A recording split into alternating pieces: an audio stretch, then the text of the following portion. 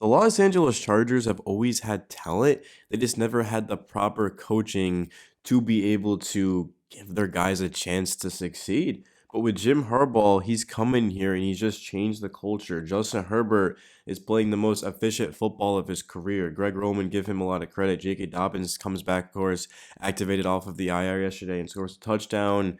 Quentin Johnston made a couple of catches. Lad McConkey looks like a future superstar. Josh Palmer had a couple of catches. Overall, the Chargers, they just aired it out against the Patriots. We will talk about that game in a second here.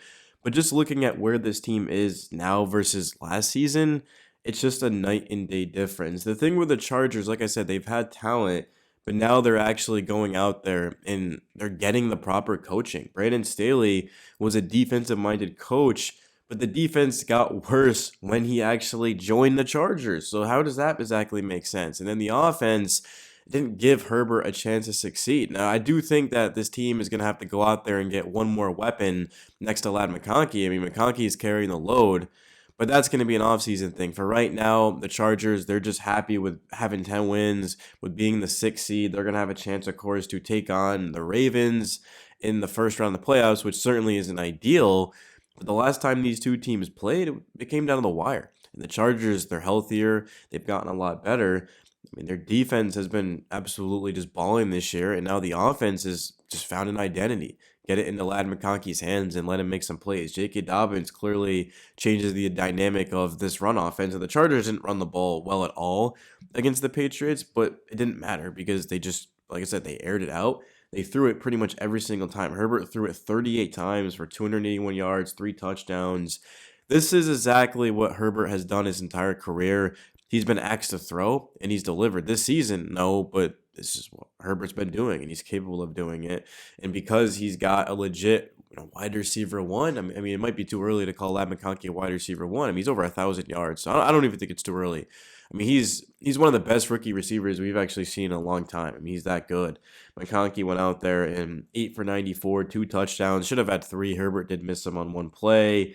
The run game, we saw 4 yards per carry from Dobbins. Definitely a step in the right direction, just given what the Chargers have been doing. Hassan Haskins had 8 carries. Kamani Vidal had 5 carries. Herbert had 3 carries. And Taylor Heineke, of course, as soon as he came in, picked up an 8-yard run. This Patriots team only scored 7 points. The Patriots stink. They're 3-13 now. But they legitimately looked like they were going to actually beat the Bills last week in Orchard Park. It just goes to show how the NFL is a week-to-week league. One week you're going head-to-head with the Bills. The other week you're getting blown out by the Chargers. The Chargers aren't a bad team. I don't want it to sound like I'm saying that. Defensively, I mean, this team was just flying around the football field. The secondary, the linebackers, the front, just every single level was making it tough. The Patriots just couldn't get anything going offensively. You also have the Chargers who were moving the ball down, getting points at will. It just was not a good day for them. Drake May had 117 yards passing, did leave the game briefly for a couple of the plays with an injury, but came back. The run game, 4.8 yards per carry is pretty good, but Drake May goes 6 for 32. You take away that, I mean, Antonio Gibson had 63 yards. Ramondre Stevenson had 1 yard on 2 carries, and he has had some fumbling issues, which is why technically he did start the game, but Gibson got more work just because of that, which is a huge advantage for the Chargers, not having to worry about Ramondre Stevenson. He's very good. And then the receivers just didn't do much. That's another thing as well, is the Chargers made a trade. Remember, they traded picks with the Patriots, and they ended up getting Lad McConkey, and they ended up getting Cam Hart, I believe. So you have 2 rookies who have been absolutely outstanding. And by the way, guys, I'm sick, so I'm really trying to push through this. So do me a huge favor, smash the like button, guys. Absolutely struggling right now getting this video out. But I love my Chargers, and I'm going to keep making videos as much as I can. The 40 points, only give up 7. The Chargers, they played a bad team, but again, they just didn't beat bad teams previously. The past couple of years, like several years, the Chargers would have lost this game, especially with just given the fact, hey, win and you're in. They would have lost and then had to go to Las Vegas with the Raiders knowing if we beat them, they don't go to the playoffs. That's just a dangerous situation against a divisional rival as well. So kudos to this team for just gutting it out and winning comfortably. I mean, they scored 7 points in the first quarter. That was the fewest points they scored in a quarter. The rest of the game, 13 in the second, and then 10 in the third and the fourth. And the Patriots, even the touchdown they scored, it was like a 36-yard pass from Drake May, who had a free play, and he just threw it up there. It was kind of like a desperate play that worked out, but still, I love what I'm seeing out of this team, and they did rush for 147 yards. I did say they didn't run the ball that well. I mean, that's actually like 4 yards per carry, 147 yards. I mean, I don't think that's anything crazy. It's better than what they've been doing, but that's going to be the key for the Chargers being a good and a great team. If they can run the ball better, they'll be a great team. Especially just because, again, Lad McConkey, he's going to see a lot of doubles, I imagine, in the playoffs. The teams are going to make Josh Palmer and Quentin Johnston beat them. Stone Smart had 2 catches for 23 yards, but Will Disley came back too. Will Disley's been healthy. He just got healthy. He had 2 catches for 21 yards, but there's just not enough playmakers. And I know that whenever the Chargers are on primetime, like television, that's what the analysts say, is this team just needs more weapons. Like, you look at the Chiefs, they go get D-Hop. They've already got Xavier Worthy and Travis Kelce. Rashee Rice is injured. Who do you want to go to? The Ravens, I guess, are kind of similar to the Chargers. I think the Chargers probably have better receivers. I mean, they have Andrews and Likely, though. They've got Zay Flowers. I mean, it's pretty close, I guess. Bateman's solid.